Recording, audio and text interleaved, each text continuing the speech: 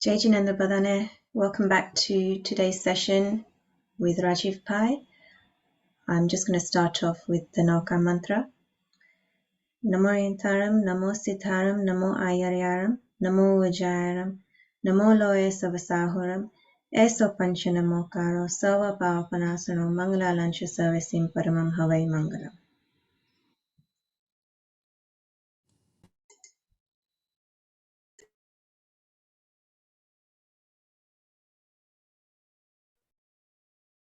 Namaste, Jai Jinendra Badane. Rajiv Bhai Shah is going to continue with the journey, the pilgrimage that he has taken on last week. Just a quick introduction to Rajiv Bhai Shah, who is a great academic, both in engineering as well as religious studies. He has taken this pilgrimage himself, and he's going to narrate what he did there and all the sites that he saw with the stories of these historic places. So I will let Rajiv Bhai continue with the story. Thank you, Rajiv Bhai. Thank you, Jai. Thank you very much, Kavit, for the kind introduction. Jai Jinendra, everyone. As you know, that we've been doing the Bhav Yatra. We had the first session last week. We started off in Ahmedabad and sort of basically went north towards the Rajasthan. So we looked at Yatra places like Abu, Ranakpur, also some very important tirths somewhere near in Rajasthan, which is Nandiya. And so they were of a lot of significance because these were related to Lord Mahavir's life. There were instances which happened, for example, when the Chandakoshik snake bit him. So we covered that. And in case if you missed last week's session, then I'm sure the organizers have shared the video link to you. So we'll continue with our session today. So let me just share my screen.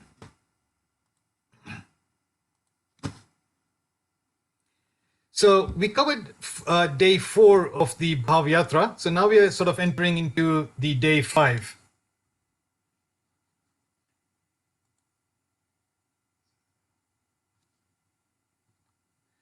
So as you can see, so from day 5, we start off in Sankeshwar and the end point is going towards Junagadh. So now we're actually going towards the southern part of Gujarat. Again, quite a long distance, over 300 kilometers long, and we'll be stopping at a few Jatra places along the way. Now, Sankeshwar is a very prominent tirth, especially amongst the Gujaratis. I know many people in India who go to Sankeshwar from Bombay every Punam. And Sankeshwar almost has got the same importance as Palitana has. It's obviously dedicated to Sankeshwar Parswanath Bhagwan. It's quite close to Ahmedabad. And many people actually even do a lot of mantras. So, you know, if people have any Badha Manvi hoy, then many people sort of say, Maru Akam Teja, if people are not feeling well. And it's supposed to be a very miraculous murti. Now, the importance of Sankeshwar is just phenomenal. In fact, Jin Chandraji Maharaj, who is based in Tithal, he's actually given a talk on the history of Sankeshwar. And it's actually mind-boggling to think that this murti in Sankeshwar is actually very, very, very old. I mean, we are talking, I mean, even numbers cannot quantify it. To the extent, if I give you a brief summary of how ancient this murti is, it actually goes back to the previous Tirthankar, the 24 Tirthankars. You know, we have our 24 set of Tirthankars. You're going back to the previous cycle. And during the 9th Tirthankar, Damodar Swami, that was the name of the Tirthankar at that time, there was a Shravak, someone who must have gone into the Samosaran. And he was actually quite worried about he says, when will I get salvation? And Tirthankar being Tirthankar, they could see within their omnipotent knowledge that says, don't worry, you will actually, you'll actually attain salvation during the next cycle, and you are going to become a Ganadhar of Parswanath Bhagwan. So he actually comes home and he's ecstatic that Bhagwan ni vani ko is khotina thai. And he was so overjoyed that the Tirthankar has said that I'm actually going to attain liberation, although in a very, very long time, in the next 24 cycle. But the next day he actually goes again back to the Tirthankar. He says, sorry, I actually forgot to ask you. You are actually a Tirthankar. Can you describe to me that how does Parswanath Bhagwan look like? Because why should I wait until the next time cycle, I want to start praying to Parshvanath Bhagwan from right now on. So the Tirthankar describes how Parshvanath Bhagwan looks like. And Damodar and this Shravak then actually says, from the description, he gets a sculptor and says, can you please make a murti like this for me? And this murti, which we have in front of us, actually, legend says, dates back to all the way back to the previous 24 Tirthankar and at the time of the 9th Tirthankar. You can imagine how ancient that is. And if you actually then went into the website, you'll actually see the extensive history of how we actually it's come to us. Because what happened is that Shravak, when he then died, he actually went into Devlok, and then they actually, when you become in Devlok, you actually get Avdignan, and Avdignan means you can actually have some extra knowledge. And he used that knowledge and said, how did I manage to get into Devlok? And using the knowledge from Avdignan, he says, yeah, I was actually on earth and I was praying to the Parshvanath Bhagwan, and I got so many good karmas that's resulted in me coming into moksha, into Devlok. So he says, I cannot be without this murti. So Devlok, the Devs have got lots of power. So they came to earth, took the murti and took it to Devlok. So it's actually believed that this murti here, lots of Devs even prayed to this murti. And because the Ayushya, the lifespan in Devlok is in millions and millions of years, it's believed that it was in Devlok, and then it actually came here. So it's got a very extensive history. And once when you realize this, you actually feel amazed. હું આ મૂર્તિની અહીંયા ત્યાંના હું દર્શન કરું છું, પૂજા કરું છું. Because can you imagine how ancient and the significance of this murti is? The temple was built around sort of the 1100 AD, that temple which you have right now. But again, as I mentioned to you before, that Alauddin Khalji, he was a Muslim, and he inflicted terrible pain to the Jains during the 14th century. He actually destroyed lots of the Jain temples along Gujarat and Rajasthan. And again, the temple was then rebuilt around the 18th century. So the temple which you have right now. But the story again is much also related to Krishna Bhagwan. So, I strongly suggest to you that, what happens is, like, when you go to Sankeshwar and if you understand the history, then you get more bhav. So this is the entrance to the Sankeshwar. And as you can see, the murti is inside here. Photography is strictly prohibited when you enter the temples. But, this is some of the photos you can get from the internet. Next to the Sankeshwar, there's actually, in a slight alley, a shrine dedicated to Manibhadra. So Manibhadra is again supposed to be a dev who helps a lot of pilgrims. And if there's any obstacles, then he removes them for them. So this is a shrine dedicated to Manibhadra. In fact, when you go to Sankeshwar, and if you look to the ceiling right on the top, you'll actually see some amazing carvings of, this is Dharendra Parsva Yaksh and Padmavati Devi. So, as you know, every Tirthankar has got a Yaksh and a Yakshini, guardian Dev and Devi.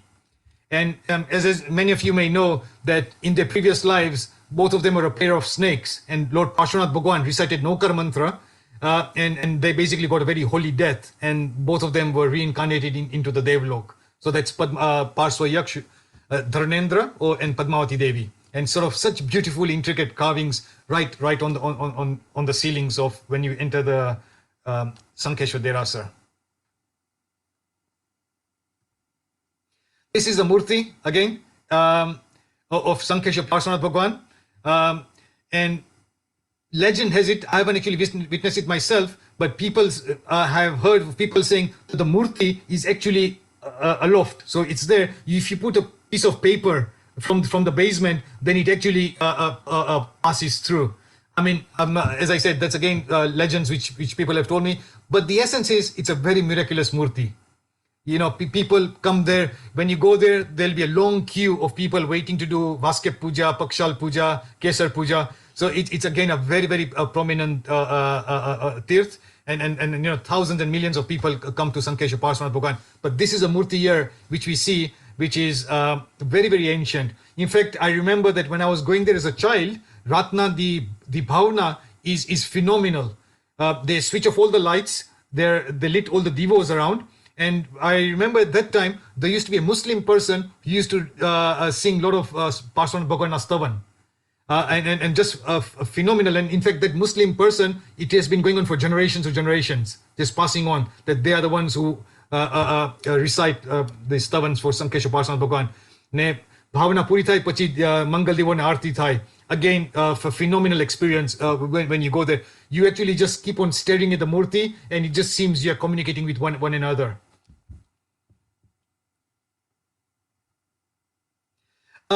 What's also happened in Sankeshwar is that around within the city of Sankeshwar, lots of other tirths have also come up. So a lot of the Sadhu Maharajas would have said, okay, I would like to build another temple here. So this is one of the most recent temples which has been built here, perhaps in the last 5 or 6 years.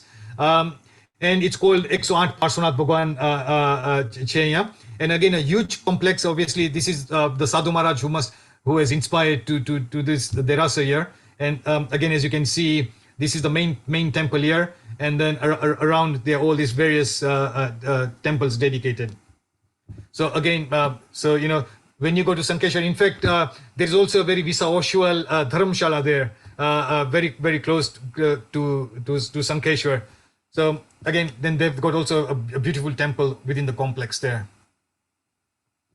So now after doing the Jatra at Sankeshwar, we now, as you said, we are now moving south towards Girnar. And on the road is another tirth, which is called Dolia. And this tirth was actually consecrated by the late Acharya Ramchandra Suri Maharaj. And it's believed that this is the last temple which he consecrated before he Kal Dharma Pamigya, before he passed away. Now, what's unique about this temple here is it's just off the highway. And what you can do is, like, can you imagine how even the designs are quite modern, that you don't even have to go right to the temple itself. Just from the entrance outside, you can actually see Bhagwani Murti. So that's how they've designed, that if people are very busy, even if you do not have time to go inside the temple, you could just, your car could be parked on the road and you'll be able to see Bhagwani Murti. And this is the kind of the Murti inside the temple there in Dolia. The next stop was just after passing Rajkot is Virpur. Now this is a Hindu shrine, not a Jain one, but again there are a lot of followers of Jalaram Bapa, and it is just nice to see that this Virpur is his birthplace, and this is the place out of all the followers, and you can actually see the actual Ganti which he used, because as you know, Virpur, Jalaram Bapa, they are very good for donating food to everyone. And this is actually the Ganti which is there. Little bit of history about Jalaram Bapa. He was born sort of in around the 1800s. And he was a very ardent devotee of Ram, Sita and Lakshman. And to such an extent that he just wanted to donate. So although he was not a very rich person, he just wanted to donate. And therefore it says, the food never gets depletes. Whoever comes there, they always get food. And that's the prowess of Jalaram Bapa. And actually in this temple here, there's a black and white photo of Jalaram Bapa with his, and in fact even the stick, the actual stick, it's there in Virpur. And this photo was just taken a year before his death. So after passing Virpur, we are now approaching Junagadh and going towards Girnar. Now, can you imagine the ecstasy and the joy that as you're driving to the road, you can now see the mountain here. And people actually say that Girnar is supposed to be slightly more difficult to climb than Palitana. The steps are much more longer, bigger, and it's also a little bit more arduous to climb. And as you can see, it's quite a steep climb here. Here you can actually see glimpses of, this is where the kind of the Jain temples are. And in fact, Girnar has got 5 peaks, and some of the peaks are also there are the Hindu temples there. And in fact, there has been a long-running dispute or as to who has got claim or who has got rights over the certain parts of the peaks. So it's a bit sad that even in religious places there's always sometimes some conflict going on as to who has got dominance and who has got rights to control their exercise of their authority on the mountain. Rajiv, we have a question. Yeah. What is the definition of a tirath? Right, that's interesting. Tirth is obviously what we mean, like aapne tirthankar ke. So tirthankar is a ford maker. So one who helps us to control, cross over the sansar. So like a bridge. So that's what the word tirthankar comes. But tirth in this sense here means a holy pilgrimage. And when I was doing my research, the definition generally of a tirth is that aaj koi ke temple banayu, if 100 years have passed, that actually becomes like a tirth. So that's kind of the general definition of what a tirth is. Obviously, if someone like, say, for example, Potter's Bar has been created sort of 20-25 years ago. But if 100 years passes, we still call it as a tirth. But I think the true definition means if once in 100 years passes by, it then sort of becomes. So I think what you can see, the essence is whether it's 100 years or 125 years or 150 years, the tirth becomes that it's a passage of time. As the passage of time has increased, then the temple has been standing there, that almost becomes like a tirth and becomes more prominent. But the general, simple answer is 100 years to pass by. But for all intents and purposes, any temple or any Jain temple you want to go, you can just call it a tirth. Yeah. Any other questions, or should I carry on? Just carry on, please. Okay.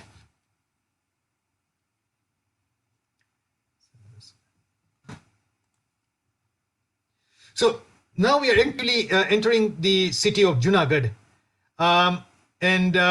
Again, this is, the entrance, and then there'll be a kind of interesting story about Junagadh was that during the time of partition, there was a very strong probability that Junagadh was going to be taken over on the Pakistani side. At that time, there was a kind of a lady, I heard a story, that she was actually fasting, says, there is no way I want this part to be taken to Pakistan. Can you imagine that, it will be so difficult to do Jatra if it was on the Pakistani side. And this is the same kind of similar example to the Sikhs. If I'm not mistaken, the one of the head Guru Nanak's, his birthplace is on the Pakistani side. So for the Sikhs to go to celebrate his birthday, it's a big problem. Only a few number of visas are allocated every year for them to cross over to go to the Pakistani side. Although the distance is very short, but it is on the Pakistani side. The lady fasted for so long, and eventually it so happened that the Junagadh actually remained in the Gujarat side. Again, this is the Dharamshala which we stayed, the Kachi Bhavan,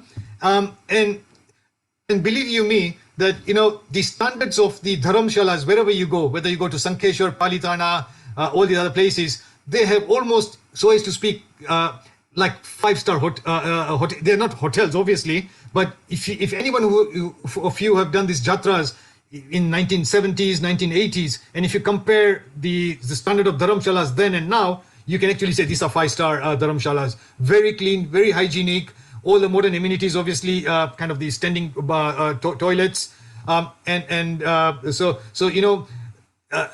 fantastic facilities to stay.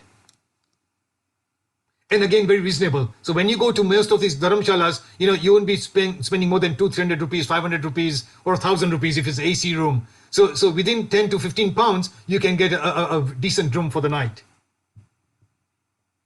Just as we entered Junagadh, I think this is the beauty of going to India, that wherever you get an opportunity, you just try to get blessings from Sadhu Maharaj, Sadhus and Sadhvis. And, you make the most of it, that, we don't get such opportunity in the Western countries. So it's just so nice to see that wherever you get as many blessings as possible. So after a long day, we have now stayed the night in Girnar. The excitement is building up, because like Palitana or in Girnar, you want to start quite early. You do not want to start the climb at sort of 8-9 o'clock when the sun is already risen, because then it's going to be very difficult. So in this case here, we wanted to sleep early. We woke up at 4 o'clock with a view to start climbing Girnar between sort of 4:35, quarter to 5. So that's when you want to start your climb. So as we'll see that the highlight of the day 6 was doing the Jatra in Girnar, and then rather than staying the night in Girnar, then made the way towards Somnath. So Somnath is over here, obviously passed through Gir National Park. This has become quite famous. If many people go to Junagadh, if they're not Jains, it's almost become like a tourist site here. There are a lot of lions, and it's well known for its lions, and it's a national park over here. So we just kind of passed through here and then had the night in Somnath. Somnath is a very important Hindu place. It's again just by the seaside, so and not a long distance. Now Girnar again has got a phenomenal background to it. આપણે કહીએ ને આબુ અસ્તાપત ગિરનાર સમેત શિખર શત્રુંજય તીર્થસાર પાંચે તીર્થ ઉત્તમ ધામ સિદ્ધિ ગયા તેને કરું પ્રણામ. Now Girnar, again, as I said, that I don't have time to give all the details, but you can obviously go to the website, Jain Treasures /Girnar, and you'll see all this information put over there. But in a nutshell, we know that Summit Shikhar is very important in this time cycle now because 20 out of 24 Tirthankars have gone to Moksha. Girnar it is said that the next 24 Tirthankars, the next one, the next Avti Chovisina, all 24 of them, all 24 will actually attain. So as you can see here, and the names even of the 24 Tirthankars are given. The first Tirthankar is going to be Padmanabh, Surdev. So all the names of the next 24 Tirthankars are already known. And 22 Tirthankars will attain salvation. 23rd and 24th will accept monkhood and attain enlightenment. And so all 24 of them will actually attain moksha from here. All 24 of them.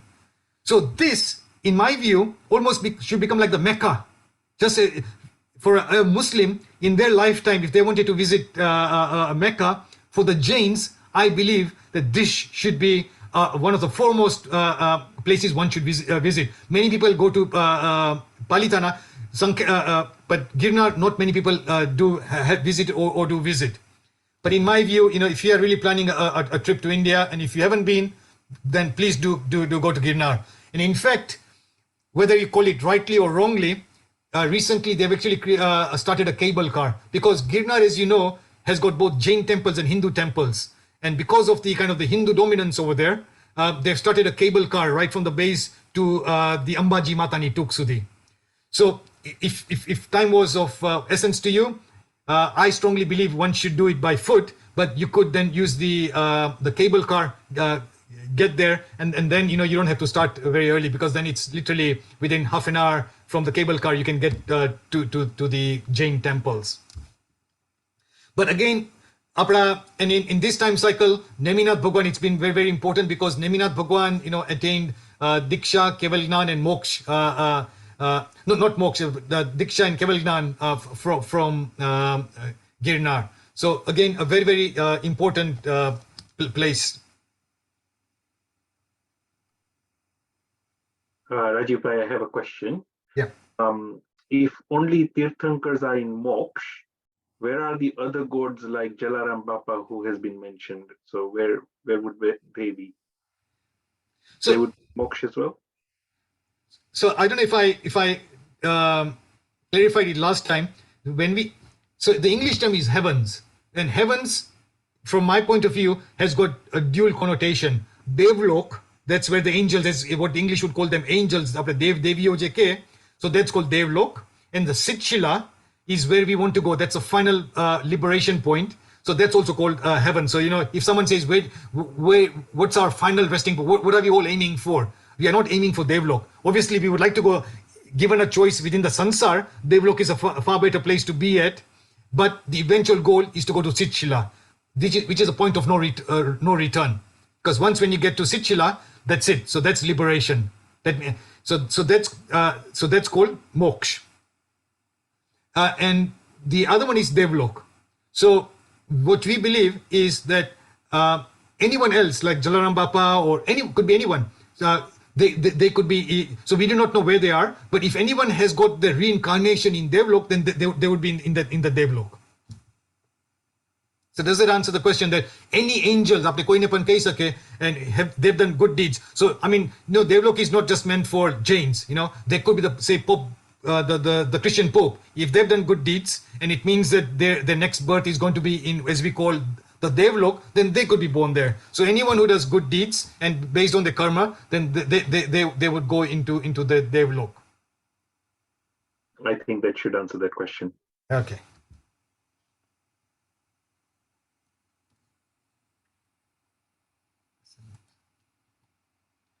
So again, we started very early to do the Jatra of Girnar, and generally what you do is you go to the base.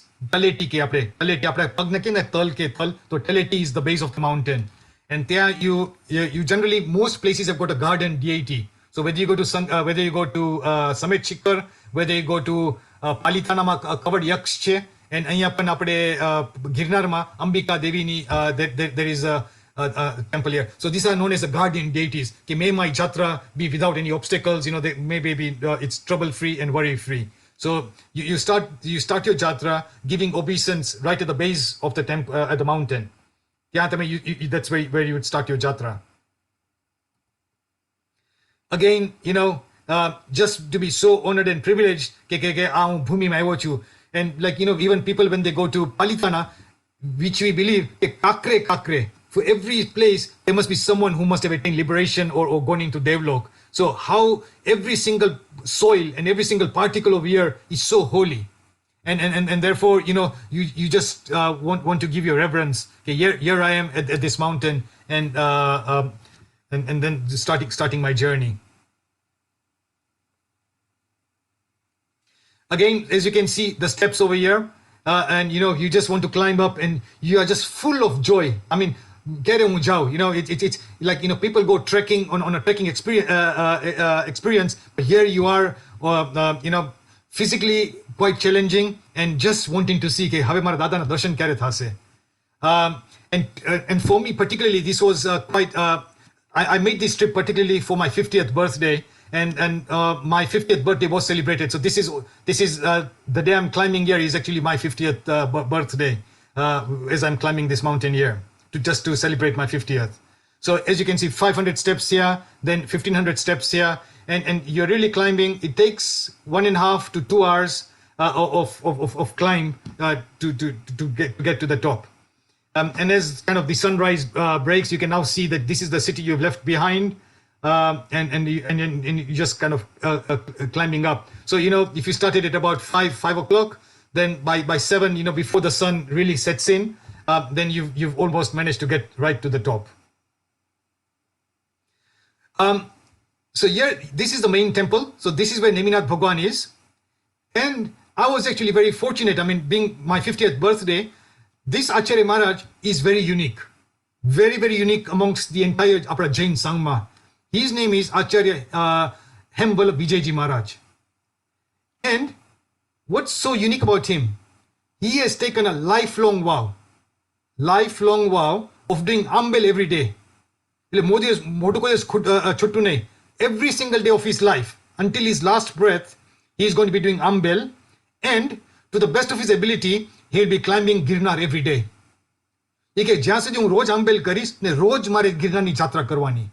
So when I was met him, I asked him, okay, Guru Maharaj, why are you doing this? And his answer was that, as you know, in the next 20 cycle of Tirthankars, all 24 are going to go to moksha from here. So he says, I actually want to build such a strong connection that I do not know when my liberation is going to be. But I just hope that if I build such a strong connection with this soil, with this land here, that I would like to be reincarnated, reborn as into any of these 24 Tirthankars, and I want to attain liberation. So that is his motive. That unless, if health does not permit and he doesn't climb, it's a separate matter. But if it's possible, if his health is permitting, then he has taken a lifelong vow of doing Ambel every single day and doing Girnani Jatra every day. I mean, what? It's not like one day every day until his last breath. So that makes him very, very unique. he's actually even created a web through people, people who help him. There's actually Girnar Darshan, and if you go there, they got some extensive history. If you go to the website, which gives you the history about these temples here.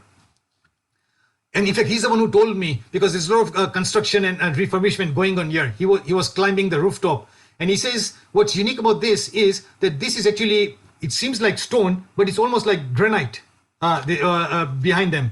So he says, stone, that's why it actually appears as black in color. So again, Neminath Bhagwanni Murti Chenya, and again a very old Murti, Neminath Bhagwanni Murti. And as I said, if you get a chance, really worth a visit to go to Girnar. So after doing darshan at Girnar, then there are actually a few other peaks. And one of the peaks here is the Ambajini Tuk. And Ambaji is also supposed to be Neminath Bhagwanni guardian deity. So this is also like a Hindu. A lot of the Hindus also come here because Ambaji Mata is followed by both Hindus and the Jains. So this is another peak here. Now there is also another peak which is called Dattatreya peak, and it's quite a challenging trek to go from the Ambaji Tuk to the Dattatreya Tuk. And for the Jains, it's actually believed that Neminath Bhagwanath, there's a small shrine, and I actually haven't been there. There's a small shrine with Bhagwanath Paglache. But even this, Acharya Maharaj warned me, do not go there. The reason is because that Dattatreya trek, the authority has been taken over by the Hindus, and they do not want the Jains to come there and saying that this is sort of important for us. So he says, and if you are not in a big group of people, like 10, 15 people, then they might even beat you with sticks. So he says, do not go there as Jains, because if they know that you are a Jain and you have come to the pray to the Jain temple, then it's dangerous. So this is one of the sad part, that even in religious places, what it is, but that's life. So again, as you can see here, this is the main Neminath Bhagwanni temple here, and Neminath Bhagwanni, there is a black color ni Murti che Bhagwanni, and what's famous here is actually the Pakshal, Bhagwan Pakshal, and Pakshal is when Bhagwan Navadave Pani thi. And they actually create an atmosphere as though you're in Devlok. They beat all the drums here, Sadhu Maharaj ત્યાં પોતે હોય, and they create the atmosphere as though like Bhagwan, when Bhagwan is born, it is believed that the devs and devis take them to Meru mountain and a Bhagwan ne navadawa માટે. So they're almost creating an atmosphere, and you almost feel કે હું અહીંયા ભગવાનને આજે મેરુ શિખર ઉપર જઈને હું ભગવાનને નવડાવું છું. There are also some brilliant, some other temples over here. Vastupal, Tejpal, and many other people have built some temples around here. And they're all, again, as I said, very, very old temples. But it's again, a very serene atmosphere, and really, really, you feel very blissful when you are here. Bhagwanni Murti che, Neminath Bhagwanni. Again, a very ancient Murti. It's believed, just like Sankeshwar Parsanat Bhagwan, they say that this Murti Bhagwanni, again, is a very, very ancient Murti, Neminath Bhagwanni. These are some of the old photos are found that, people found that this is how it was sort of a few hundred years, 50, 100 years ago of Girnarna, and sort of just beautiful. Now, here I've shown you some dogs here. There is white dogs. Now, what's so special about these dogs here? Now, when I went here, I actually went here in 2016 and taking my son there. So, at that time, my son was getting quite worried with these dogs here. So the Doliwala says, don't worry, Kutro, he'll not do any harm. He's just waiting for another black dog. We did not see the black dog in 2016. But the Doliwala then told me, "Aaj dogs che iloka every day jatra kare che sathe." And I said, "Wow, amazing! A dog is doing this jatra of Palita niche thi upar avine iloka, they're both doing this jatra." And lo and behold, in 2020, when I went there, I managed to see both of them there. Just so 4 years down the line, again you could see both the dogs there. Now, can you imagine? Dogs, they are animals, but how pious their souls must be. Jatra kare che. They won't bark at you. They won't do anything. Very, very docile. But this is first-hand witness. I witnessed this myself to see both of them there. So as you can see, even આપણે તો છે પણ જાનવર લોકો પણ divinity and spiritualism, it can even be within the animals itself. And this also proves the point, like the Sadhu Maharaj says, you build your connection with this soil so much so that who knows that even if you're born as dogs, you've built a connection with this place here, and you'd be doing the jatra. So again, these are some of the temples in Girnar around the periphery. Now, this is again very, very interesting over here. Many of you must have learned, Name Rajulni story is very famous, that Neminath Bhagwan is going on a wedding procession to be married to Rajul. And then along the way, Rajul's parents they've cooked a lot of non-veg food. There's a wedding, Jan ave che, chalo, let's all happy. Ne Bhagwan is listening to the Pashuna Pokara, all the cries and wails of the animals. And he says, what is this? And all these other people are saying, Neminath Bhagwan's saying, okay, this is because of you, in your because of you getting married, this is the celebrations which are being done. He says, because of me, these animals are going to be harmed. He says, I don't want to get married. He says, Ratne pacho vado. I don't want to get married. So Rajul hears this and then she's very distraught. Oh, why did this groom who turn back? So then she's crying a lot. Then the family is saying that, don't you worry, you'll find some other partner. He says, no, I decided to get married to Neminath Bhagwan, and no one else I'll get married to. So he says, if he's taken the path of Diksha, I too will renounce the path. So Rajul then decides to renounce the path. Now Neminath's brother, Neminath, so I think his name was Ratnemi, he also becomes a monk. And both of them, so he's become a sadhu and Rajamati has also become a sadhvi. And the legend goes that, once it was raining and there was a lot of thunderstorm. And coincidentally, Rajamati was in a cave, and because she got wet because of all the heavy rains, she was changing an attire. Just suddenly, there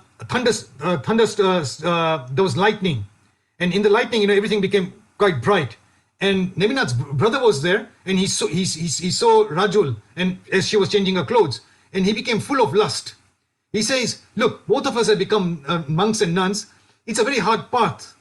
Just let's forget about this, and you wanted to marry my brother, so forget him. Why don't we just get married to one another? And Rajamati says, what are you talking about? And this is the cave, this is actual cave, which is believed where Rajamati was actually changing her clothes, and she then told to the Neminath's brother, what are you talking about? You have become a monk. I've taken this path of become a nun. For such fleeting pleasures, do you really want us to renounce this thing? And she obviously did not accept his advice. And in fact, she even made him much more steadfast. Says, oh yeah, what a foolish thing I thought about that. Even as a sadhu, I could be so lustful. And then obviously both of them attain moksha. But can you imagine if you know the history, and then you go to this cave here and saying, yes, this is like an idol of Rajamati here. The stories come live to you.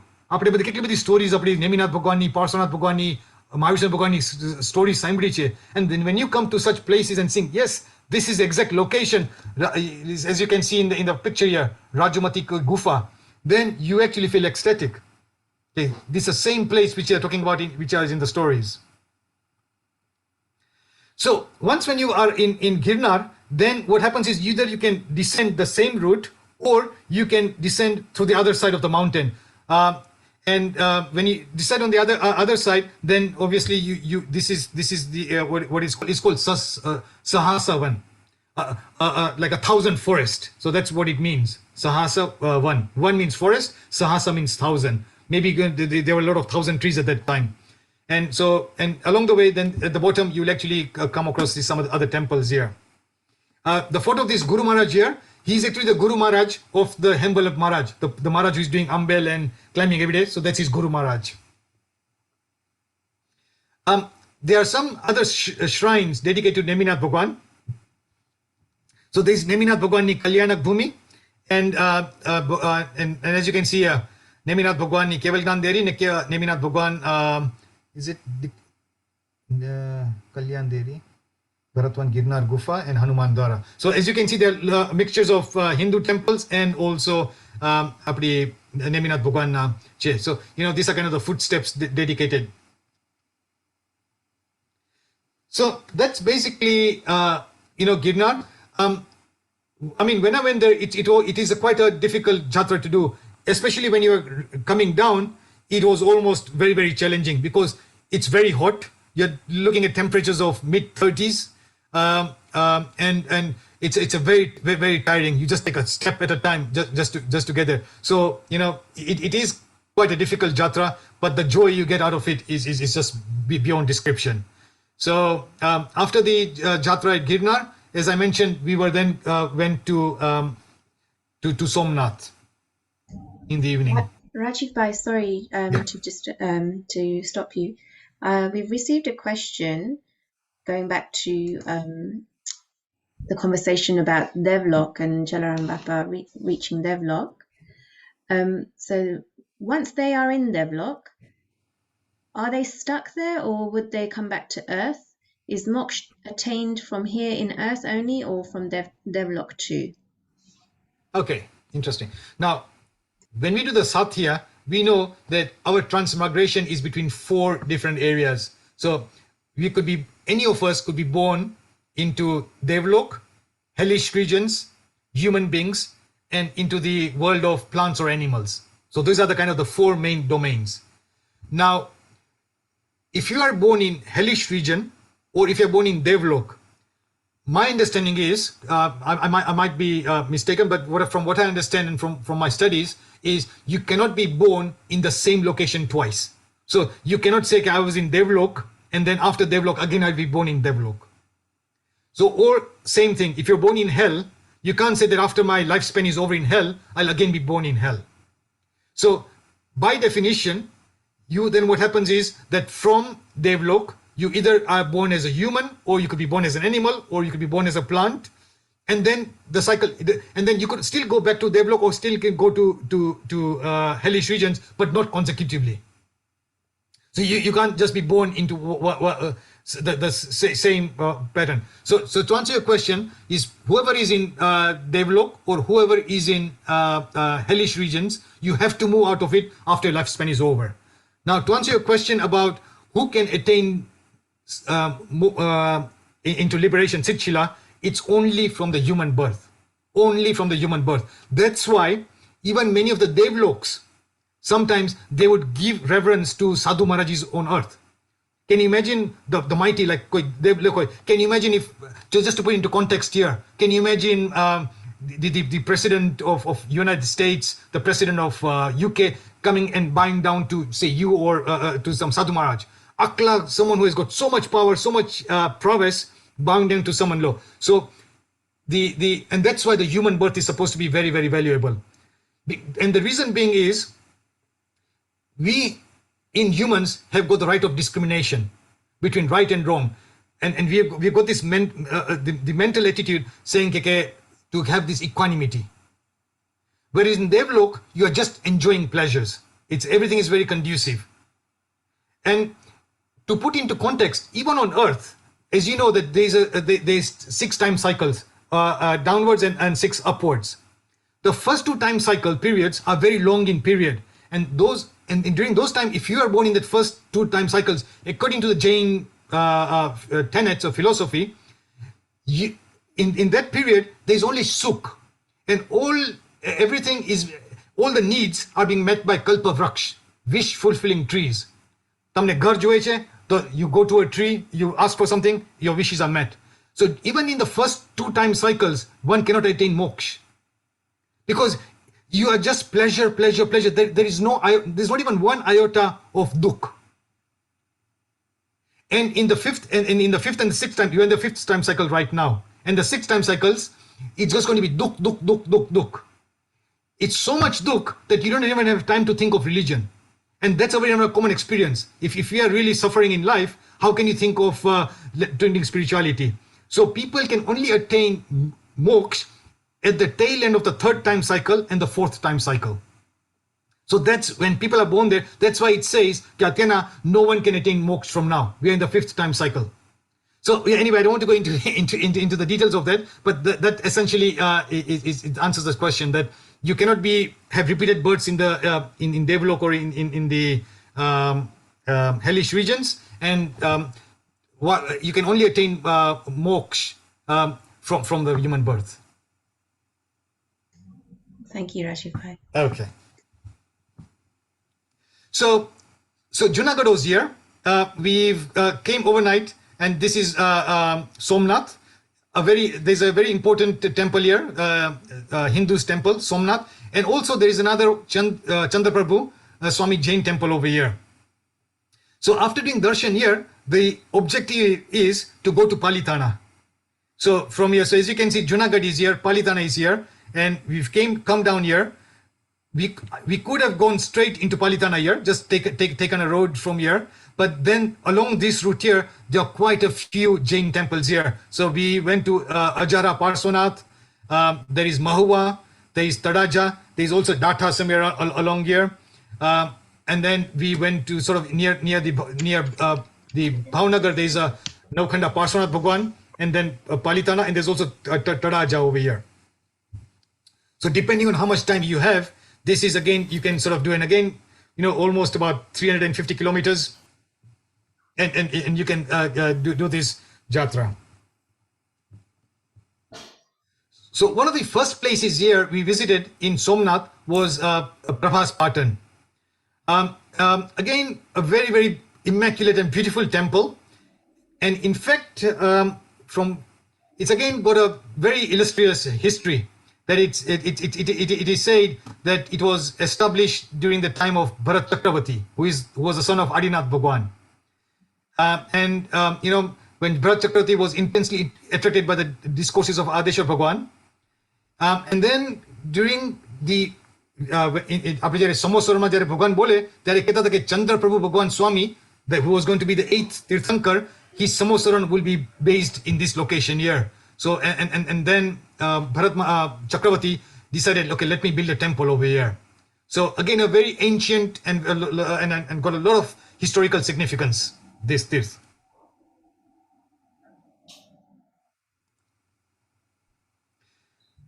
What's unique about this temple here, and I was told by the Pujari that this is the only temple in India which has got 9 temples within one temple. So ek apno shikhar hoy, one shikhar. But within that shikhar, there are again 9 other small shikhars. So this is again supposed to be 9 temples within one temple, and that's got a unique design in all of India. This is the Chandraprabhu Bhagwani Murti here. And just next to this Murti here is another Murti of Dokanya Parsonath. This is again supposed to be a very miraculous Murti here. Again, in the interest of time, I'll narrate the story very briefly. Pujari hato aya, every day, Pujari's salary is very, very meager. And every day when the Pujari used to do the puja, when he Bhagwan Hatma je hoy, he used to find a small coin. Juna Tamana time Dokan keta the Dokan. So, and he comes home and a wife ne ape ke jo aje mane amaida. And so imagine that's like a gold coin. Every day you're getting a gold coin. It's got a lot of value. After a few days, the wife got a bit surprised. Who is giving you all this gold coins every day? But he had a dream from the Pujari. Tu roj karje, you do not have to reveal this secret to anyone. You will be getting this gold coin every day. But upon the insistence of his wife, no, you have to tell me. You're not doing anything wrong. And eventually he said, I'm getting this roj puja karu chhe, Bhagwan na hatmati mane made che. And the day he revealed the story to his wife, since that day it stopped. So that's why Bhagwan ne Dokanya Parsonath ke che. So again, there are so many miracles associated with this Murti here, and sort of people again come and pray here and thinking, kai panjo problems or people bada mani nahi ave che. So as you can see, when at the bottom here, lekhu che Parsonath Bhagwan Dokadiya. Oops. The Chandraprabhu ni darasa. Next to this temple here, there is known as an Agam Mandir. All the Jain Agams are inscribed on against the wall here, and as you can walk around, you can then read all the various Agams. Any questions, or should I just carry on? Yeah, okay, I'll just carry on. So the next tirth here is Ajhara Parswanath. This is again a phenomenal tirth, and this tirth has actually got connections to the time of Lord Rama, Lord Ram, Hinduna je છે ત્યાં સુધી. જે ભગવાનની મૂર્તિ જે છે is inside here, but again around the periphery here, the history of this entire Derasar has been depicted on the walls. And again, if you go to the website, you'll be able to read the history. But it is said that there a king હતો, and the king had got so much diseases that imagine, because the kings, they've got everyone in the kingdom, and his illness could not go away. And when he came to this temple here, the ભગવાનના દર્શન થયા, ત્યારથી his illness went away straight away. So Ajja Hara. So Hara means to go away. આપણે કહીએ ને Ajja means like disease જેવું આવે છે. So that means that all your diseases would go away. And the murti here is strikingly red in color. So again, very unusual to see a red colored murti. So saffron colored murti. The idol is made of sand, 7 snakes over the head of the idol. And as I said, I will not read the history here. You can go to the website and read the history. But once when read the history and then you do the jatra, you feel amazing. What privilege you have in doing this jatra. So you can see this is the murti color. And as you can see that along the walls, the entire history of this tirth has been explained. And this is the king ભગવાનની પૂજા કરે છે ને તરત જ પછી એનો આખું જતું રહે છે, and you can on the top you can read all the history.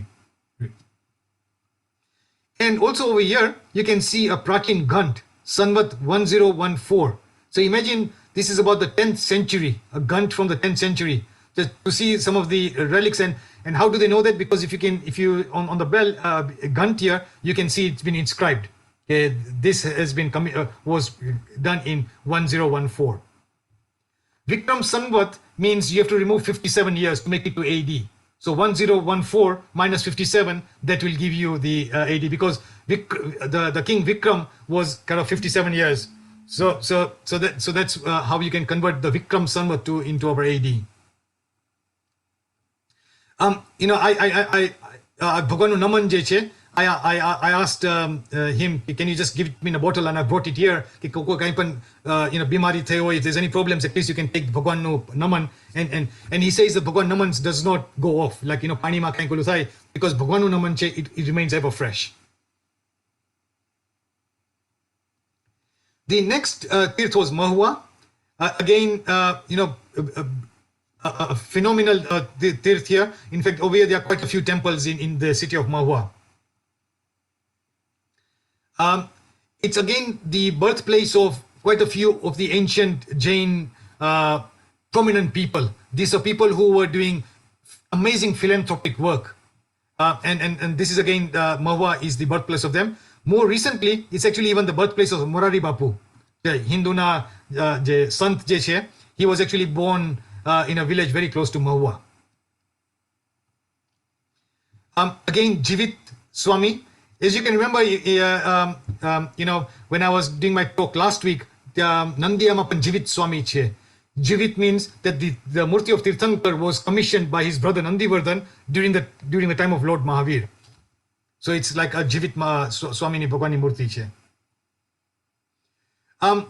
Mahua is again also supposed to be a very important place for Nemisuri's Maharaj. He was a Maharaj, perhaps I think 150 years ago, and this was a place where he was based. And again, he was a very sort of a prominent acharya. So this is his shrine dedicated to him. And I was told that આ shrine the fool તમે રાખો ખરી નથી જતા. They do not become shriveled up even after 2 or 3 days. So just paying my Shashan Samrat Nemi Suriji Maharaj. again here you can see a huge murti, Bhagwan murti છે અહીંયા, and sort of, right, so that was Mawar. The next one was Data. Now Data is again a very, along the route, again a very small temple dedicated to Shantinath Bhagwan. But what's unique about this temple here is that inside everything is made of glass. Small glass na design see, they've created the entire there, sir. So you can imagine कि जब दीवो के करे, it's all dazzling. So again, just a phenomenal design. Okay, there is nothing else besides just glass work all over the temple. Taraja, again, this is quite close to Bhavnagar. And what was amazing to see, કે Divo ya rakho છે, the Maharaj was saying કે આપણે Divo rakhe, so you will see a black suit. When you keep a candle and if you keep something on top of it, you will see a black suit coming up. But akhand Divo છે, that means the Divo is there 24/7 and it just remains white. There is no suit over here.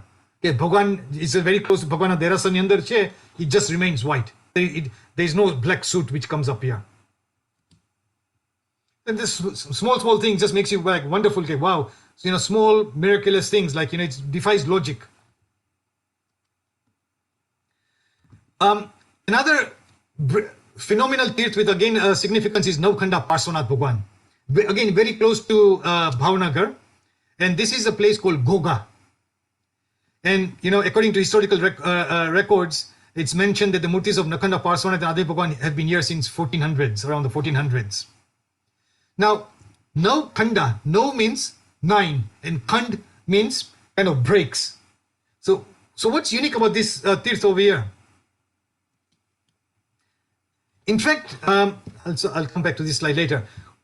Again, I would strongly suggest you read the story on the website, but in a nutshell, when when Muslims were going to come, then they decimated this murti. So murti na apna pieces થઈ ગયા. They just broke it into pieces. Then someone got a dream saying, you will find this murti inside a well, and just, take a piece of diamond strung on a piece of thread, and if you just lift it up, the murti will come out. All these pieces will come out. And he says, you'll find so many different pieces, and he says, what you do is, okay, you cover all these pieces in lapsi. Apne siro jem khai ne, siro ni jem. You cover this, all these broken pieces in lapsi and keep it for 9 days. And after that, all the pieces will join together miraculously. So he did that. But when people found out from Bhavnagar and all the other places કે આવી રીતના મૂર્તિ મળી છે ને pieces મળ્યા છે, so people then started coming by foot saying to Goga. ને ઓલા ભાઈને કે અમારે આ મૂર્તિ જોવી છે, તો કે sorry, I made a promise, after 9 days I cannot open this. But it is said there's a common saying કે જે સંઘ છે ભાઈ, આપણે સંઘ જે જૈનનો સંઘ, it's considered to be the 25th તીર્થંકર. તો ત્યારે કોઈ સાધુ મહારાજ હશે ત્યારે કીધું હશે કે પ્લીઝ આટલા બધા માણસો આવ્યા છે, hundreds of people have come, how can you disappoint them? They really wanted to ભગવાનના દર્શન કરવા છે. તો upon strong insistence, after 8 days they said, okay, chalo, I made a promise of 9 days, but after 8 days they opened the murti and they found that the murti had all joined together except for some breaks. So as you can see here, there is one year, પછી arms માં છે 2, 3. So એવી રીતના there are 9 places you can see where the murti has joined, but it's not fully fused together. So that's why it's called Navkhanda. 9 places where you can see those marks on the murti. Now, again, very interesting. He's Mansukh Bhai, and when I went there, he immediately recognized me and saying, Rajiv Bhai, welcome here. And I said, how do you know me?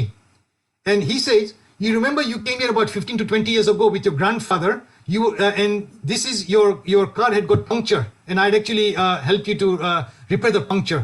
And I was absolutely amazed at his memory and saying, okay, yes, I had come here those many 25 years ago, and he remembered me by name and saying that this is, you'd come in ambassador car, and to my gadi puncture thi and I helped you. So again, to see that, again, sort of very nostalgic memories in this place here. When I went to the temple, they're actually refurbishing them, creating like a new temple here.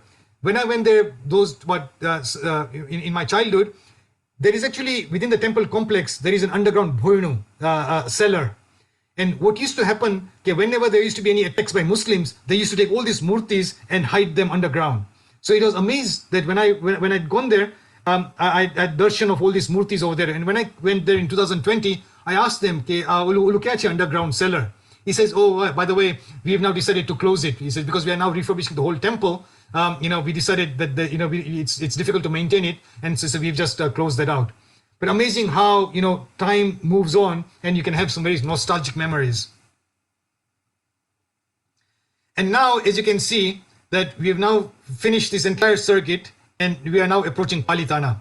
And here you can see, as you're driving through, you can see the temples of Palitana over here, and you're saying, wow, okay, Kekla, you've been waiting for so long to do Palitana Jatra, and now it's just within your kind of doorstep, and you're now going to be doing the Jatra. It's 9 o'clock. Any questions, or I can still move on for another 10-15 minutes? I don't have any questions. Yeah, you can move on, I think. Okay, sure. Don't have questions at the moment. So, Palitana, again, as I said, if you went to the website, I've really done some extensive research, and many people do go to Palitana. Now, Palitana, there is a main tuk, the main Derasar Adeshwar Bhagwan, and there is also Nau tuk, 9 smaller peaks. And there are some temples there, and each temple has got a phenomenal history behind them. Who created those temples there? Why was it created there? And you can go through each one of them. You can actually see Hinglach Devi. So when you go to Palitana, there were quite a few of the smaller shrines. What is the significance of those shrines here? So if you actually went through here, and you can actually read the history. So when we go to Palitana, what we decided was that let's leave the Jatra for another day. So this is the base of the Palitana, and this is the Taleti. And as you can see, time moves on. When I was a child, this Tirthistam was not there. So when I came here, I was actually surprised to see this here. Oh wow! And this is what happens as time goes on. Some new Acharya Maharaj comes, or some wealthy person comes and says, "I want to do a Derasar." If they get the permission, then a new temple emerges. So that's how life evolves. So this is a relatively new temple here. And this is where the Babujuni Derasar che. And once when you do Palitana, I'll describe it in more detail then. So this is just kind of the entrance to Palitana. So what we did was that rather than climb Palitana, we decided that around Palitana itself, there are quite a few other Jatrani places. So around the periphery of Palitana, so within about a 20-30 kilometers circumference, you can do so many other places. So, for example, you could go to Satrunjay Dam Derasar, Srimad Rajchandranu, there is a temple over here, Bhandaraya temple, Kadamgiri, Hastagiri. This is the famous Satrunjay Nadi. So this is the river of Satrunjay Nadi. Siddhavad, Ghetinupag. Now Ghetinupag, as you might remember, many people do Navanono Yatra. So they climb Palitana 99 times. So what they do is they climb Palitana, then they descend to the opposite end, which is called Ghetinupag, and then they come up and then get to the original position. So imagine if this is a mountain. You start from point A, go to the top, go to point B, then again go from point B to the top, and then come down back again. And once when you do that, that's considered to be two jatras. So that's the way how people can do the 99 jatras. So Ghetinupag is the temple at the other end. So we did this the circuit here. So the first was Bhandarya Tirth. Again, as you can see, can you imagine like all the intricate carvings within this? There are very phenomenal. I mean, if you look at the ceilings, Bhagwan on the Darshan Tame Krajao, it's really nice. The other one is Satrunjay Dam Derasar. So there is obviously a dam near the river Satrunjay, and Bhagwan Derasar che. Amazing, blissful Bhagwani Murti. Now, yes, and again, there's a building next to this Derasar here where they've kept a lot of these murtis. Can you imagine just, it's like people would go to a shopping mall and then say, oh, wow, amazing. So imagine someone who has never been to a shopping mall and seeing so many of these shopping malls, and it's like a shopper's paradise. And here you come, you just Murti, Murti, Murti, Bhagwani Murti. You're just in a flood of Murtis, and you see one, you see another one, and you're just so full of joy. Again, they've kept some old relics. Some of these old temples, they've been decimated or they've been broken down. So they've kept all these small antiques over here.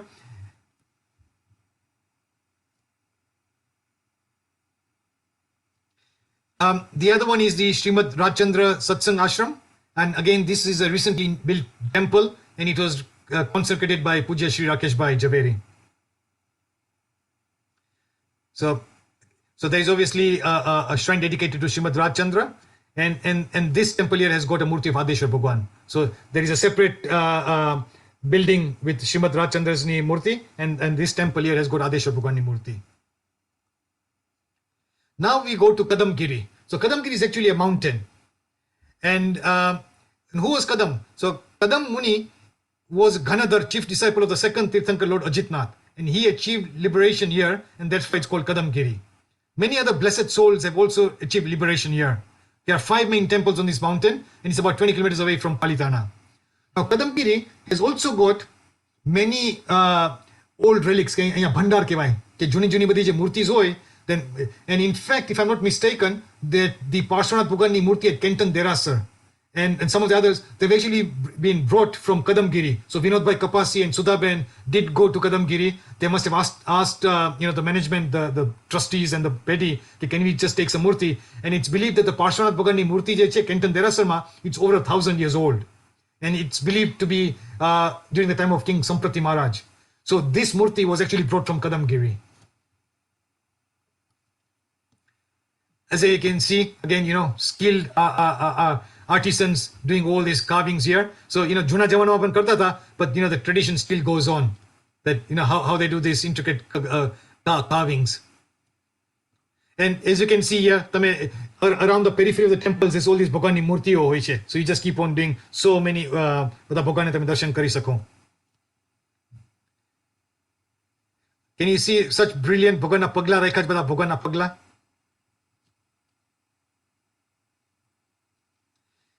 Now Hastagiri. So Hastagiri is where Lord Adeshwar's son Bharat Chakravarti and his grandson Hastisen Muni attained salvation. It is believed that Bharat Chakravarti's elephant performed intense austerities and went to Devlok. So the elephant which Bharat Chakravarti was sitting on. So therefore this place is called Hastagiri. Hasta means elephant, trunk, and Giri means mountain. Now tell me, if you look at this photo here, what do you think is behind this here? You can see, well, there's a wall here and a temple hase here. It must be a small temple. But can you imagine? Look at the next slide and you'll see, can you imagine? This is the temple which has been Hastagiri temple. You would get absolutely spellbound. You would not have realized that beyond these walls here is such a magnificent temple which has been built. Now, this is a new temple here. As you can see in these mountains here, these are some of the old temples. So I'm sure, if people came here 50, 100, 150 years ago, there wasn't such a big temple here. There was a small temple. And in fact, for me, this was again very kind of pleasant to come here, because when this temple was being built, one of the pillars here was donated by my parents. So just to come here and see that, it's nice that one of the foundations here was by my family, again gave a lot of pleasure. So as you can see here, huge pillars, open air, and again, and what's also beautiful here is you can actually see Palitana, the main Palitana che. If you just cross across, so you got the view of the Satrunjay Nadi, the river Satrunjay, and on the other side you can actually see Palitana, the mountain. So as you can see, it's just amazing. Can you see the domes and the architecture here? Yeah, and that's what I meant. That from here you could actually see the Palitana mountain. Rajiv Bhai, we have a question. Yeah. With regards to Palitana. Is Palitana not just the name of the town? The hills are not called Palitana. Yeah, Satrunjay. It's called Satrunjay. So it's kind of, people have now used this interchange. They actually is called Satrunjay Giri. In fact, Palitana, Satrunjay has got lots of names. Pundarika Giri, Satrunjay, So yeah, so it's got, but people, when people say I'm going to Palitana, it's almost become synonymous that I'm going to Palitana Jatra. But the actual one is Shatrunjay, and Shatru means enemies, and Jay means victory. And so what you means is that it's a place where you can overcome your inner Krodh, Man, Maya, Lobh, all these inner enemies. It's a place. And obviously, if we all overcame our inner enemies, then we reduce our karmas, and we also can go into Sitchila Moksha. So yeah, so Shatrunjay. Thank you. In fact, it's also called, the older name was Pataliputra of Palitana. So Palitana sometimes believes it's Pataliputra, and a brief history says that Pataliputra was a Sadhu Marajata, and he had such power that he could actually, I mean, this is again legend. So, you know, if you talk to youngsters, they might say, oh, this is kind of fairy tale stuff. But if it's a question of faith, that he had the ability to fly, and what he would do is he would then go to Palitana, Girnar, and able to do the jatras. And that was his devotion, and he could actually be able to, Vidyadhar pan kehta tha tyare, Vidyadhar. They had this special prowess. So Padalit Putra was another name of Palitana. Now, this is the Getinu Park, which I was mentioning. So as you climb Palitana, and if you come off the descent on the other end, so this is where you'd be kind of ending here. So this is where you're coming to Getinu Park. This is the other end of the Palitana. And so you would climb Palitana from the main side, do the Dadani Darshan, descend to Getinu Park, do the Darshan at Getinu Park, climb back to again Adeshwar Bhagwanu, and then come back to your original. And that's considered as two jatras. So this is a temple which people have to pray, and then saying that this is considered, it's like your checkpoint. People are doing a marathon and saying, you have to hit this checkpoint here. So if you're doing your Navanu, you would come and do this, your Jatra here, and then turn back and go back. So then it says, yes, I've actually got to this stage. So this is Getinu Park. Very close to Getinu Park is another called Siddhavad. And this is a place, it's believed, Adeshwar Bhagwanatha, he used to climb Shatrunjay mountain. So what used to happen is that at the base, it is believed that he was here and meditating here, and from here he would start his climb towards to Shatrunjay. And it's called Siddhavad, and Siddhavad means a lot of people have actually attained liberation from here. So it's also called the tree of liberation. And if you actually expand this, it actually says in English, it's written here that this place has got a lot of positive energy over here, and many people have attained liberation from this place here. So yeah, Bhagwan Adeshwar Bhagwan photo like poche, and it's called the tree of liberation. Now Rohishala is another new tirth. It's been recently built, but it's become very famous. It's almost now become that when people go to Palitana or Shatrunjay, then you would actually come here. So what's unique about this place here is that the temple is still it's almost recently completion. It's by the banks of the Shatrunjay Nadi. And so obviously many people think that this Panini is also very holy. Shatrunjay Nadi naine mukta bandi mukta kos deva yugadi puji animana santos. Juna Jamana Masu Karta say people, they would have taken a shower in Shatrunjay Nadi, clean themselves, and then climb Palitana mountain. So it's become symbolic that it washes away your sins. So you know, taking the blessings of Shatrunjay Nadi, many people go there and saying, you know, that I want to take the blessings of this Shatrunjay Nadi. So this has become very famous. Sanjana, there's an arti here, and what happens is that this tirth is facing the main Palitana mountains in the background. So as you can see here in the background, there's a mountains over here, and it's all pitch dark, and you're by the banks of Shatrunjay Nadi, and they recite Bhagwan Arti Kareche, and you're almost looking at Adeshwar Bhagwan, and there are hundreds and hundreds of people who come here for the Arti in the evening. So that's now become the kind of, Rohishala has become very famous for that. That if you went to Shatrunjay, you know, in the evening, do make it a point to visit the Arti.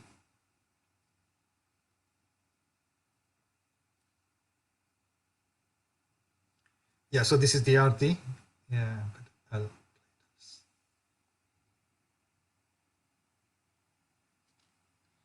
I'll and then lastly, what we did was for the day, we went to Virayathan.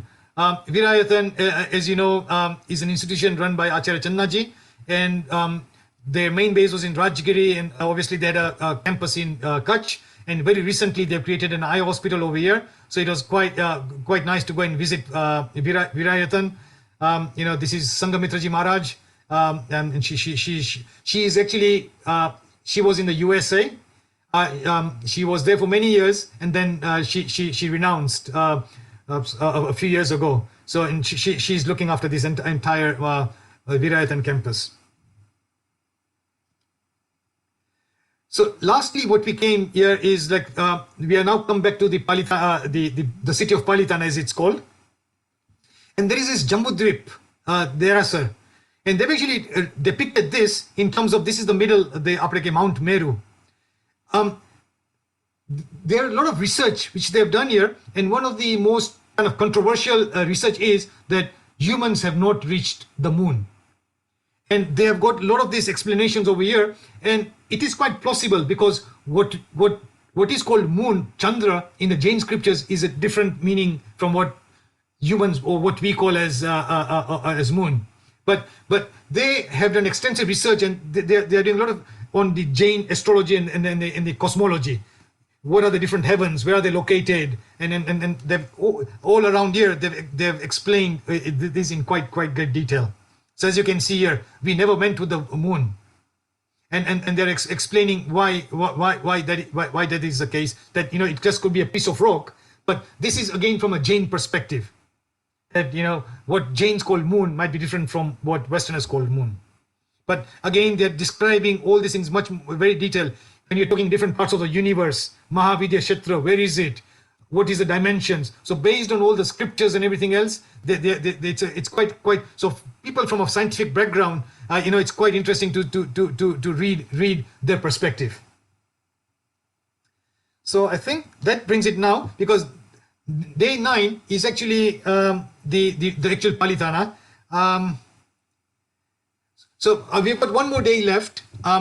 I was planning to do one. So let's see. I've got 4 more days left of this and Palitana. So we'll see let's see how much we can cover in the next session next week. That's great. Thank you, Rajiv Bhai. There is one question still here, and I don't know if you can, in a very short time, cover it. It's saying, how would you advise to start the journey from and end with the regard, and how many days would it take? So I'm not sure the context of the question. Is it what I have done, or what I'm describing to you, or are you just talking about Palitana? No, I think they're asking, like, the whole journey from start to finish. How many days would it take, and where would you advise, the way you started it, or would there be another way of doing it? Okay, so I think it really depends on your time factor. So and the way I describe this is, it's called a marathon jatra, because the focus is, like, when I describe this to my family or say my wife, they said that this is probably not their cup of tea, because if you go to somewhere else, you probably need to do some shopping, or you want to go and do something else. But for me, my focus was jatra and jatra, not a deviation for even half an hour. Oh yeah, biju kahin che. So with that focus in mind, then I managed to do a basic trip in 1 week. So as I said, I went in 2016. My son hadn't been to any of these places here, and almost I felt it's like, if you're born as a human, at least you have to visit these places once in your lifetime. So I almost consider it to my responsibility to take him to Girnar, to Palitana, Sankeshwar. So in 1 week, you could really do quite a lot of these trips here. Obviously, the starting point, whenever you start this journey, is Ahmedabad. Then, as you can see, Ahmedabad is in the center. Then you go north, so it's almost like an figure of 8. You start in Ahmedabad, you finish your Abu, Ranakpur and everything, come back towards Ahmedabad, and then you can do the southern part, Girnar, Palitana, and all this circuit over here. So it's almost like a figure 8. From Ahmedabad, going towards the north, and towards the north, you come to Jirawala, Parsonath, as I said, Abu, Ranakpur, all that is coming, Udaipur, it's all that on the northern side. And then you pass by Palitana, and Ahmedabad, and then you go to the southern side. So if you wanted to do it in a little bit more relaxed way, 2 weeks, I would say, is definitely more than sufficient, 14 days. But if time is short, then within 7 days, definitely. Okay, thank you very much. I think we can bring today's session to an end. And then continue next week, if that's okay. Yeah.